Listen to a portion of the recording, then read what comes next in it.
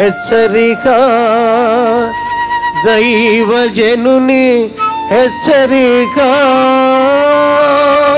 నీ దుఃఖమునకు ప్రతిగా ఓదార్పును నీ కలుగజేయాలని. ఏరువకము. మగ్దలేని మరియ సమాధి దగ్గర ఏడుస్తూ ఉంది. అమ్మా, ఎందుకు ఏడ్చుచున్నావు? ఎవరిని వెతుకుచున్నావు? నా ప్రభు కావాలంటే నేనే నీ ప్రభు, నేనున్నాను. నీ కన్నీళ్లు తుడవగలిగిన వారిని. ఆయన మన ప్రతి బాష్ప బిందువును తుడిచివేయను. నీ కళ్ళమ్మట నీళ్లు కారకుండా వాటిని తుడిచివేయగలిగిన దేవుడండి యేసు ప్రభు. మీరు ఏడిస్తే ఎప్పుడైనా సరే యేసయ్య దగ్గర ఏడవండి, మనుషుల దగ్గర ఏడవకండి. ఎగతాళి చేస్తారు. మనుషుల దగ్గర ఏడిస్తే ఏం చేస్తారు? ఎగతాళి చేస్తారు. ఉట్టిదే కావాలితే వాళ్ళు కూడా నువ్వు ఏడుస్తుంటే వాళ్ళు కూడా అవునులే అమ్మా అంటారేమో, కానీ దొంగ ఏడు పెడుస్తారేమో, కానీ లోపల మాత్రం వాళ్ళకి ఏంటన్నమాట, అయ్యిందిలే తెక్క కుదిరిందిలే అని సంతోషిస్తారు. కానీ ఎక్కడ ఏడవాలి మనం? యేసయ్య సన్నిధిలో ఏడవండి. హన్నాకి పిల్లలు లేరు, నాకు పిల్లలు లేరు అని ఏడుస్తుంది. భర్త దగ్గరికి వెళ్ళి ఏడుస్తుంది, కానీ ఎవరు ఆమెను ఓదార్చలేదు. ఒకరోజు దేవాలయంలోనికి వెళ్ళి నీళ్లు కుమ్మరించినట్టు హృదయాన్ని కుమ్మరించి దుఃఖాక్రాంతులై ప్రభు సన్నిధిలో కన్నీరు గార్చింది. ఏమండి, మరుసటి సంవత్సరం నీ ఒడిలో బిడ్డ ఉంటాడు. బైబిల్లో చెప్పబడింది. నాటి నుండి ఆమె దుఃఖముఖిగా ఉండుట మానివేసింది. దేవుని సన్నిధిలో కార్చిన కన్నీరు ఎప్పుడు వృధా కాదు. దావీదు అన్నాడు, నా కన్నీటిని నీ బుడ్డిలో ఉంచుకున్నావు, నీ కవిలలో అంటే పుస్తకంలో వాటిని రాసుకున్నావు. కన్నీటి ప్రార్థనకు దేవుడు వెంటనే జవాబిస్తాడు. యెషయా ప్రవక్త వచ్చి హిజ్కియాతో చెప్పాడు, నీవు మరణమవుచున్నావు, బ్రతుకవు గనుక నీ ఇల్లు చక్కబెట్టుకో అంటే గోడ తట్టు ముఖం చూపి అయ్యా నన్ను జ్ఞాపకం చేసుకో అని కన్నీటితో ప్రార్థించాడు. వెంటనే యెషయా తిరిగి వచ్చాడు, నీ కన్నీరు నాకు కనబడ్డాయి, నీ ప్రార్థన నాకు వినపడింది, నీకు ఇంకా 15 సంవత్సరాల ఆయుష్, చచ్చిపోతావు అన్నోడు, చచ్చిపోతావని చెప్పి వెళ్ళాడు. అప్పుడే చెప్పాడు యెషయా. 10 నిమిషాలు అయింది, అటు దూరం వెళ్ళాడు, మధ్య రాజభవనంలో మధ్యకి వెళ్ళాడట. అంతలోకే దేవుడు చెప్పాడు, వెళ్ళు వెళ్ళు వెళ్ళు వెళ్ళి నా హిజ్కియాతో చెప్పు, నేను ఆ ప్రార్థన విన్నాను, ఇంకా 15 సంవత్సరాల ఆయుష్ ఇస్తున్నా. కన్నీటి ప్రార్థన. నాకు 15 సంవత్సరాల ఆయుష్ ఇయ్యి, నాకు 10 ఏళ్ళ ఆయుష్ ఇవ్వని అడగలేదు. ఏమడిగాడు? జ్ఞాపకం చేసుకో అన్నాడు, అంతే. దేవుడికి ఏది ఇవ్వాలో బాగా తెలుసు. మనమే లిస్ట్ ఇవ్వకండి దేవుడికి ఎప్పుడు. దేవా దేవా నాకు అది కావాలి నాయన, నాకు ఇది కావాలి నాయన, దేవా దేవా దేవా దేవా దేవా దేవా దేవా దేవా దేవా దేవా దేవా దేవా దేవా దేవా అని మేము గంటసేపు ప్రార్థన చేశానని చెప్తుంటారు ముండి పట్టుకుంటూ. అది కాదు, దేవుడికి ఏం కావాలో అది బాగా ఆయనకి తెలుసు. అంతేగాని మన ప్రార్థనలో ప్రార్థన చేస్తారని చెప్పి చాలామంది దేవుడికి ప్రసంగాలు చేస్తుంటారు. ఏంటంటే మన చిన్న పాపకి అప్పుడప్పుడే మాటలు వస్తున్న పాపకి ఆకలేసింది అనుకోండి, ఆ పాప అన్నం అడగాలి అమ్మని. ఏమని అడుగుద్ది? అమ్మా నాకు ఆకలి వేయుచున్నది గనుక ఒక గిన్నె తీసుకొని అందులో కొంచెము అన్నము వేసి, పప్పు వేసి, నెయ్యి వేసి, బాగుగా పిసికి చిన్న చిన్న ముద్దలు చేసి నాకు తినిపించవా మమ్మీ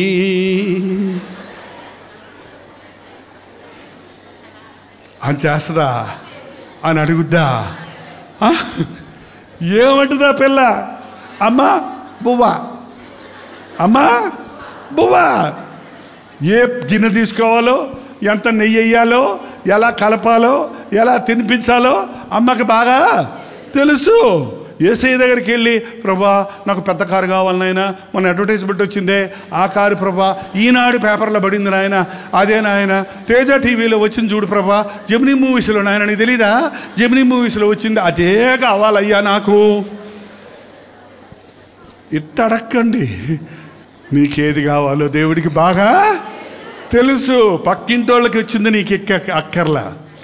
నీకు నీది ఇస్తాడు, వాళ్ళకి వాళ్ళది ఇస్తాడు. నీకేది మంచిదో అది ఆయన ఇస్తాడు. పెద్ద బిడ్డకి ఏ భోజనం పెట్టాలో, పసిబిడ్డకి ఏ భోజనం పెట్టాలో తల్లికి బాగా తెలుసు, పరమ తండ్రికి అంతకంటే బాగా తెలుసు. దేవునికి మొరపెట్టండి.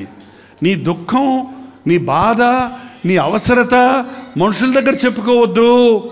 దేవునితో చెబితే అద్భుతాలు మనం జీవితాల్లో చూస్తాం.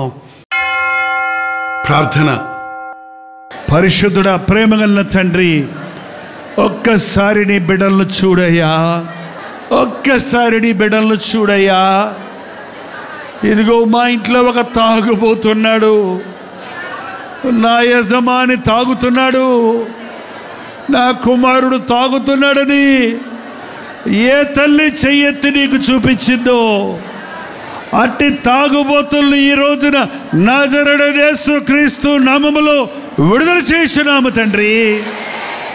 వారు ఇంటి దగ్గర ఉన్నా, వారు వేరే స్థలంలో ఉన్నా, మేము ఇక్కడ ప్రార్థన చేస్తున్నప్పుడు పరిశుద్ధాత్ముడు వారి హృదయంలో క్రియ జరిగించనిమ్ము నాయన. వారు ప్రేమించిన దురభ్యాసాన్ని అసహించుకోవడానికి సహాయం చేయము. తాగుబోతుల్ని మార్చు నాయన. వ్యభిచార కోపములో ఉన్నవారిని, శరీరేచ్ఛలకు చోటిచ్చి మనస్సును పాడు చేసుకుంటున్న యవ్వనస్తుల్ని, సినిమాలకు బానిసలై, ఫోనోగ్రఫీకి బానిసలై, ఆలోచనలన్నీ పాడు చేసుకొని విద్యాభ్యాసంలో ముందుకు సాగలేకపోతున్న మా యవ్వనస్తులందరినీ నజరేయుడైన యేసుక్రీస్తు నామములో విడుదల చేయుచున్నాము తండ్రి. వ్యర్థమైన వాటిని చూడకుండా వారి కన్నులు తిప్పివేయ్యా. పాపాన్ని అసహించుకుని నూతన హృదయాన్ని దయచేయము తండ్రి. మా పసిబిడ్డలను దీవించు నాయన, మా చిన్నపిల్లలను దీవించు నాయన. చిన్నప్పటి నుంచి వారిని దైవ భయములో పెంచగలిగిన ఓర్పును, విశ్వాసమును తల్లిదండ్రులకు దయచేయము తండ్రి. ప్రతి ఒక్కరూ దీవించబడి వెళ్ళడానికి యేసుక్రీస్తు నామములో అడుగుచున్నాము తండ్రి. మన తండ్రి అయిన దేవుని యొక్క ప్రేమయు, కుమారుడైన క్రీస్తు యొక్క కృపయు, ఆదరణకర్త అయిన పరిశుద్ధాత్మ యొక్క సహవాసమును కూడి వచ్చిన మనందరికీ ఇప్పుడును సదాకాలమును తోడై ఉండునుగాక. ఆమేన్, ఆమేన్, ఆమేన్.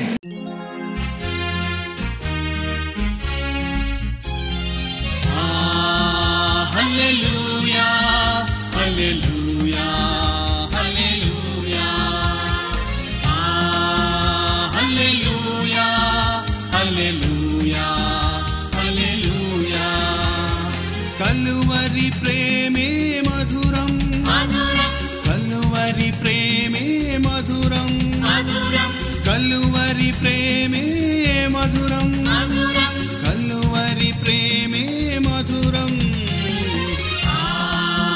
హల్లెలూయా, హల్లెలూయా, హల్లెలూయా, హల్లెలూయా, హల్లెలూయా, హల్లెలూయా.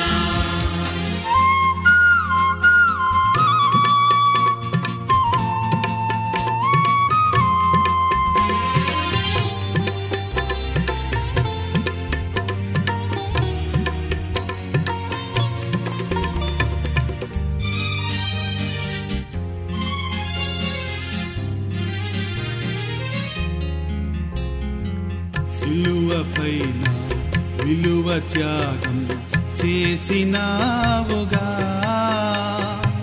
పాపినైనా నా కొరకు చిందించినావుగా, రుధిరం చిందించినావుగా. కలువరి ప్రేమే మధురం, కలువరి ప్రేమే మధురం, కలువరి ప్రేమే మధురం, కలువరి ప్రేమే